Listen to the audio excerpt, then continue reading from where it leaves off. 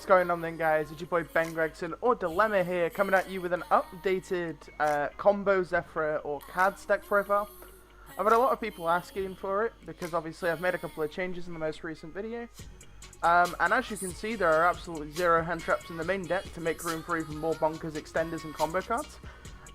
Do I think this is the best variant to play in tournament? Probably not. I'd like to play more hand traps personally. But I did win a winner box with this event, so I can't really say much. It was 6 rounds, and I'll go over my matchups real quick. So I played against 2 Drytron, I played against the Mirror, that was weird, and I'll post a replay of that. I also played against Virtual World, and I played against the new and improved Eldritch that was on main deck Divine Rare, and all that stuff from the LCS. So I won 2 winner boxes with variants of this deck. And honestly, I couldn't be happier with this current variant. This current variant's really, really strong. Obviously, it does suck that I can't play hand traps in the main deck to make, like, room for extenders. But a lot of the time, game 2 and 3, you have enough to play through stuff. And I just wanted my main deck to be as strong as possible to be able to combo through all the hand traps that everybody complains about. Because obviously, like, Ash, Nib, Crow, and Bell are very prevalent. Not so much Nibiru with the fall of Drytron, not Drytron, sorry, Virtual World at the LCS. I'm unsure on how popular Nibiru would be, because people would be playing Nibiru for their deck. But maybe they'll start playing it for Emancipator, so it's like a double-edged sword type deal. So I'll go over the card by card quickly, and then we'll sort of talk about why I've made the changes I've made, and sort of give you the lowdown on everything I want to do with the deck moving forward. So yeah, let's get straight into it, really. So the Atlantean packages have been adjusted. We're still playing 3 Dragoons, still playing 3 Neptivus. We're playing 3 Deep Sea Diva now. So with the additional addition of Symphonic Warrior, mics, and guitar, there's a bunch of nuts combo plays where you can, like, normal summon Deep Sea Diva, do the combo, and then you have, like, so you have your additional normal summon for Deep Sea Diva, and then you'll draw Oviraptor later on in the combo, and you'll be able to end on UCT on top of things. Also, playing Deep Sea Diva allows us to end on Mauling Glacier, which means we can rip 2 cards from our opponent's hand after seeing things with Minstrel, which all in all makes this probably the best starter in the whole deck. On top of this, a lot of my worry with Diva getting hand trapped is very much dependent on what hand trap it is. So if it gets ashed, we play enough extenders to actually play through it. And a lot of people will hand trap Diva a lot of the time, because they see Deep Sea Diva and they're like, oh crap, I'm going to get hand loop for 12. So it's a hand trap magnet, which means a lot of the time they won't ash or Hulk. And we do play enough extenders to sort of play around it, such as being able to pendulum summon before we do anything, with our Zefra package and our new edition of Scales. Also, we have the Symphonic Warrior mics, which gives us an additional normal summon, and then we normal summon the Diva gets ashed, and then we make Hulk anyway. We also have Misk, which is an extender, we have Dragon Shrine, and all that stuff as extenders.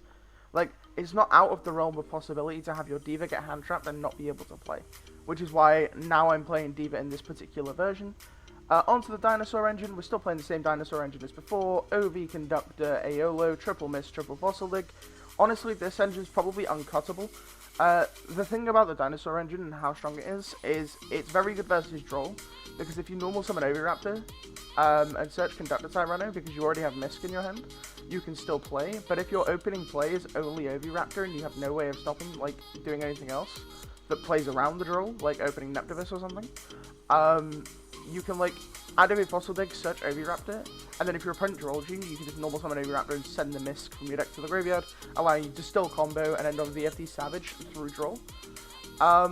We're playing the Symphonic Warrior guitar, mics, and basses. So obviously, basses and mics are technically garnets, but this is a pendulum scale, therefore it doesn't matter. The fact that this card's scale becomes scale 4 if you don't have a Symphonic Warrior in your, like, you know, other scale really doesn't matter, because your other scale is going to be Zefra, and you're going to be pendulum summoning a level 6. It's obviously relevant if you're going to be wanting to pendulum summon like Zefra new or Karakuri tuners to be able to extend, but all in all, drawing it isn't that bad. And Symphonic Warrior bases is really cool because A, it's a machine tuner you can summon off 1-for-1, which means that all the plays where you're like Hulk getting ashed and, you know, not being able to play is relatively less of an issue, because you can use guitar to fetch a level 1 tuner and then still be able to combo. On top of that, It being able to increase its level means you can make Croc before your initial play a lot of the time, so that's really cool. Symphonic Warrior Bases is a card I've had a soft spot for years because I played it in Piper for so long. So that's it for the Symphonic Warrior package. Then I'm playing 001, 3 Gamma, 2 Shinkuro, 1 Nanishi, and 2 Saizan. These are the necessary Karakuri cards in the 001, as well as the Coltwing. You can consider these bricks. These are the cards you don't want to see, but at the end of the day, seeing them isn't bad. They're all tuners, they're all machines. A lot of times you can pendulum summon these out. Like, I have no issue drawing these cards. Obviously, drawing Coltwing as a one-up sucks, so I put the extra Coltwing in because I'm a pussy. And the same with Saizan. But like, you are able to combo if you draw these cards. It's not the end of the world. I've shown multiple times, like on stream and stuff, what you can do when you open these cards. Opening the level 1 tuner makes your combo better because you get you an additional draw. So that's why this card's like okay to draw. Obviously Nanishi sucks to draw and you'll need to pendulum summon it, but we have plenty of ways to do that, so it's not impossible. Or you can get to a level 3 tuner and still end on Barrel Savage, is completely cool. The Zefra package has not changed. We're still playing 3 Oracle, 3 Zefra, 3 Zefra Providence, 2 Zefra New, 1 Zefraxi, War, 9 Pillars and Divine Strike. I don't think this is interchangeable. Oh, and the Terraforming for the Oracles as well. Like, some people are playing the Necrod's Scale 1 because it's a water, for like Minstrel and stuff. But the reason I like Zefraxi so much is because sometimes you don't actually open a real play, but you open a Zefra hand. And anybody that knows a Zefra hand, you can get to a playable hand through Croc and Oracle. Like the amount of times I've gone Croc, Oracle, grab, you know, Diva, full combo, and stuff like that is like insane. So that's why I like Zefraxi over Zefra Saber. But if you prefer Zefra Saber, play Zefra Saber. My word is not canon. If you wish to play something else, please play something else. Don't take everything I say like it's fucking Jesus saying everything to you. Play what you want to play. I just personally like Zefraxi. And then the rest of the stuff is Darkworm, Gate 0, Foolish, Double Dragon Shrine. One of the best extenders because it gets you a Pendulum Scale. 1-for-1 and Monster Reborn, which is kind of like the nuts. If you draw this card, you should never lose. The sideboard has adjusted slightly, so we're playing 3 Lancia, 3 Ash, 3 Camion, 3 Zaphion, Pancratops, and Double Evenly Match. So originally it was 3 evenly here, but Pancratops is cool because if you open Oviraptor going second, you can search this. So this is kind of like the funky tech. And then the extra deck is 2 Bure, 2 Buredo, 2 Burebu, 1 Croc, 1 TG Hyper Librarian, 1 Boral Savage Dragon Calamities, Halka double Auroradon, 1 Access Code, and 1 Almirage. The Almirage is a bit weird. The Almirage is for if your Neptunus gets hand trapped and you need to get an additional watering grade, this is the way you do it. That's the only reason it's there, but honestly you have 1 flex spot in the extra, and I just wanted to play, you know, specifically Almirage. There was part of me that wanted to play Coral and Anemone and some Swap Frog stuff, but there's just like no room because you'd have to cut an Auroradon, and then you play like Coral and Anemone Toad, and then you play the Frogs. But I don't think ending on Toad on the end board as well as everything else, pardon me, is worth it. So I'm going to quickly go and do a test hand for you guys and tell you exactly what I think about the deck as I play. Let's go into the Dueling But Test Simulator thing, and we'll meet you over there. Right, so we're in the Test Hand Simulator, and Fossil Dig, Zefraxi, Shinkuro, Deep Sea Diva, Dragon Shrine is the opening hand. So we'll start with Dragon Shrine because it's the only extender that requires you having no monsters on field. We will fetch Darkworm, and then Darkworm will fetch us a Gate 0 when we find the Darkworm. A lot of the time this will actually get hand trapped, the Darkworm effect, which you're okay with because they're not DD crowing and stopping your 001. So like, the thing about this deck is everybody's complaining about it losing to hand traps, but like a lot of the time your opponent hand traps stupid stuff. Like they'll see Misk, or they'll see Diva, and they'll hand trap the Diva. Like if I normal summon Diva here and they Ash me, I still Hulk combo. If I normal summon Diva and I get Gammed, I can then Fossil Dig for Miscellaneousaurus, and I can still combo. So for the sake of things, let's pretend our opponent doesn't have hand traps, and we'll summon Diva. Diva will summon Neptibus. Neptibus sends away the Dragoons, adds a copy of Dragoons, and then Dragoons adds a copy of Minstrel. Minstrel allows us to look at our opponent's hand and gain 1 additional water search this turn, wherever we find the Minstrel. Where you at, homie? The worst part is you guys can see my screen and you guys know exactly where the Minstrel is. So fetch Minstrel, use the Minstrel effect, discarding Dragoons. So now we look at our opponent's hand and they've lost a card. We've ripped out the hand trap that's possibly going to stop us. That isn't high impact enough to stop these guys. And then we're going to use the Dragoons to fetch Mooling Glacier. As I have voice cracked for the 3rd time. And then we're going to link summon our copy of Christian Hulk of Firebricks. And we're going to use Hulk of Firebricks effect to summon our 001. I did show you in the video yesterday that you can play through DD Crow and Bell, so there's no need to worry about those things. Auroradon, summon 3 tokens, 001, makes an appearance, and then we're gonna synchro for 7, summoning our copy of Bure. Bure's effect will summon a level 2.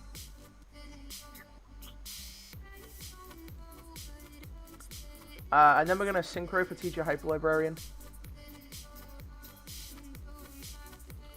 Auroradon effect, tributing Darkworm and Bure to summon Coltling. Coltling effect, summon 2 tokens in 001. We have to take a slightly different combo line because our hand obviously required us to summon Librarian. So we have to make our second Bure here. Does it change anything? No, it's just a slightly different combo step that you have to take. Summon Syazan, draw a card off Librarian, let's not forget to do that. We drew Zefra, so we are full comboing. Synchro for Burrito. Use Burrito's effect, fetching a copy of Gamma. Draw a card. So that's Terraforming for Oracle. Summon out another Burrito. Burrito effect summons out Gamma. And then draw a card. Then we'll use Gamma in the graveyard, changing the battle position of the Gamma on field, triggering both Burritos and drawing 2 more cards. So now we have access to Divine Strike on top of everything else. So we will synchro for 9. Use the effect of the level 9 to summon the level 3. It's important to do this if you do have the level 1 tuner extender, simply because this allows us to make Croc instead of making the second Burebu, allowing us to essentially draw an additional card. Then we're not gonna synchro for 8. Don't be silly, Ben. We will Fossil Dig for a Miscellaneous Saurus. And then use Glamisk to summon out Aelu. Let's get our additional draws while we're here. Summon Croc. Draw 1 for Librarian, 1 for Croc. We can Pendulum summon Oviraptor here. Okay, so we'll make Boral Savage. Savage, equip Hulk. Then we have 5 Waters Engraved. But we don't want a special Mooling Glacier yet. What we want to do is activate our Pendulum Scales. So, left, right, Fossil Dig, grab Ovi. And while we're in deck, we will use Zefra to send Zephrany. And then we will Pendulum summon the Zephrany. And actually the Oviraptor from our hand. Zephrany Chainlink 2, Oviraptor Chainlink 1, grab 9 Pillars. And then we'll grab UCT. Then we'll use Croc, discarding this and the Terraforming to actually pop the Oviraptor. Then we will Special Summon Mooling Glacier, ripping 2 cards from our opponent's hand. Overlay for True King of All Calamities. Special Summon Ultimate Conductor Tyranno. And then we will activate Providence, grabbing ourselves a copy of Divine Strike. And then we will set Divine Strike and set 9 Pillars. So we end on Calamities, Conductor Tyranno, Boral Savage, Rip 2 from hand, plus 2 counter traps. Off of a hand that was seemingly, like, very weird, but because we drew 7 or 8 cards, it got us to this point. Like, we were guaranteed Mooling Glacier 9 Pillars, Calamity, Savage. But the fact that we got to add the UCT to the end board and the Divine Strike to the end board is really good. So that is going to be it for today's video. If you did enjoy it, please remember to hit the like button. Showing likes and support really help the channel get out of there and helps with the YouTube algorithm. Remember to comment on the video, letting me know what you think and whether or not you want to try this deck list. I will be playing probably this exact list in the Zodiac tournament this evening. And it's been your boy Ben Gregson with the Lemma here. Remember to stay hydrated and have an absolutely fantastic day.